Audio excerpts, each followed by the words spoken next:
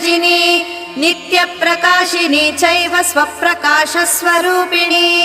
महालक्ष्मीर्महाकाली महाकन्या सरस्वती भोगवैभवसन्धात्री भक्तानुग्रहकारिणी ईशावास्या महामाया महादेवी महेश्वरी हृल्लेखा परमाशक्तिर्मातृका बीजरूपिणी नित्यानन्दा नित्यबोधा नादिनी जनमोदिनी सत्यप्रत्ययिनी चैव स्वप्रकाशात्मरूपिणी त्रिपुरा भैरवी विद्या हंसा वागीश्वरी शिवा वाग्देवी च महारात्री कालरात्रिस्त्रिलोचना भद्रकाली कराळी च महाकाली तिलोत्तमा काली कराळवक्त्रान्त कामाक्षी कामदा शुभा